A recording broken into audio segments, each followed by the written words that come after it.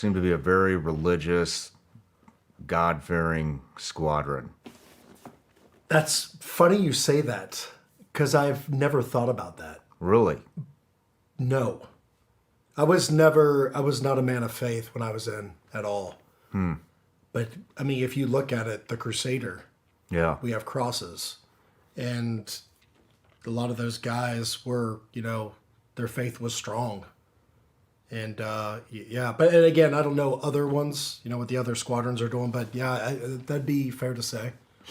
That'd be fair to say. Was there a lot of praying and...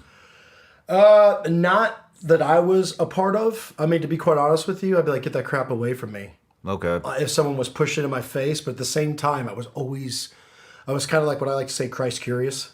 Like, what is that exactly? What does that mean? And I remember asking Adam and Dom a lot, like, hey, I mean, I ask stupid questions like, what book do you like better, the Old Testament or the New Testament? Not knowing what the heck I'm even asking. Like, what kind of question is that? And I would ask, dude, and I would just try to like get just a little bit of information before I get to. It'd probably be good to give you a little background on that, which I've kept locked up forever until this. Is when my parents went through a divorce, probably when I was 7 or 8 years old, and I was in my bed one night, and like if you can just imagine a room I'm against on the far side of. By my window, my bed was there, and then the doors on the other side. And I wake up for some reason, I look over and I see Christ. I see Jesus. And I knew who Jesus was. And my mom never took me to church a lot. I went a couple times, but you always see the picture. I knew who Jesus was. Where did you see him? In my room. Where? In a closet? On the No, wall? he was standing in the middle of the room, and he was transparent. I could see my bookshelf that was behind him. And he just stood there. He made no facial expressions. Kind of had a glowing light to him. Long brown hair, beautiful face, like just perfect. What was he wearing? A white robe.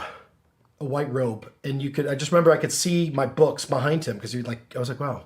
And I didn't know what to think. I didn't know. And I looked over and, I'm looking at him and I'm just like, and I'm not scared. I'm not screaming. I'm just I'm getting chills, man. I'm soaking this in. And I'm not knowing what anything is. I was awake and I saw that. And for however long he was there, he vanished.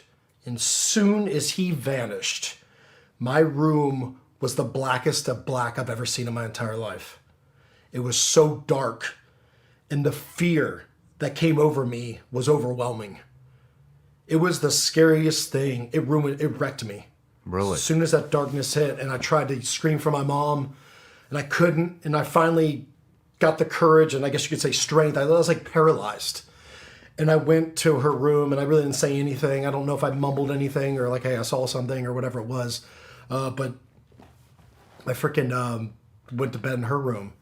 And then the next couple of nights, just thinking about it wasn't the greatest sleep, but I was scared, so I'd cover my head up, turn on, use a nightlight, which I never did before. I mean, a nightlight that was like pretty much Batman's freaking signal. It was so bright. I was like, dude, I don't want any more of this stuff. I was like, this sucks. Like that scared me.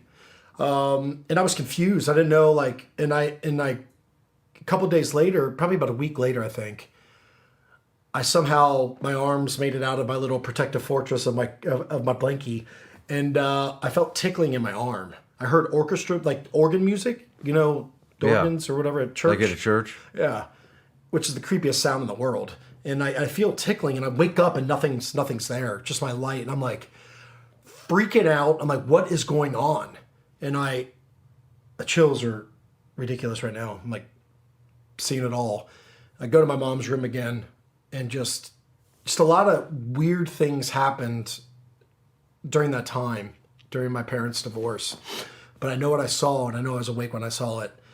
And to me, Jesus became the boogeyman. I wanted nothing to do with him. Keep it away from me. I don't want to be near you. I don't want to see you. It was so bad. I went over to spend the night with a friend that I met at 7th grade when I switched schools. Like we were awesome. Played basketball together. Like he was just cool dude. Went over to his house, not knowing his father was a pastor. And he like kind of had a loft where we were going to sleep for the night. And I was walking up the stairs, and on the left there was a picture, and it was Jesus's face. And instantly, I was like, I got to leave. I called my mom and had her pick me up. I was like, Wow.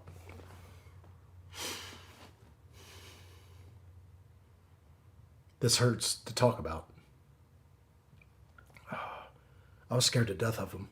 I slept under my covers until I was a sophomore in high school. Are you serious? I was scared to death of him. I'd be sitting on my couch watching frickin' Saved by the Bell. And I would make myself think about Jesus busting in like a Navy SEAL and taking me away from my parents. Just scooping me up and taking me away to God knows where. I would have those thoughts often. I painted this picture that he was evil, he was wrong, he was bad. And I didn't know anything about him. Did he ever reappear? No. No? I mean, in other ways, which we'll get to, but no, I didn't want anything to do with him.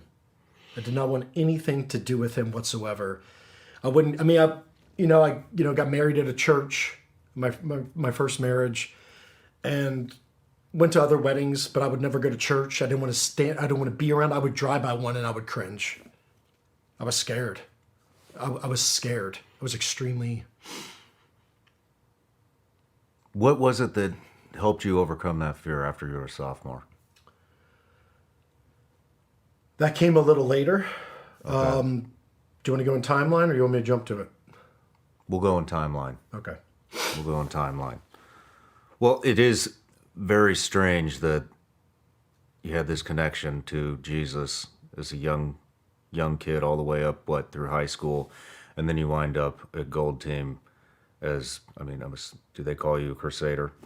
Heck yeah. Yeah, so interesting. Hey everybody, I'm Shawn Ryan. Click here to subscribe to the Shawn Ryan Show YouTube channel for the hottest and most compelling interviews that you will not see anywhere else. I've also made a playlist of all the previous SRS episodes so they're easy to find. You can find that right here.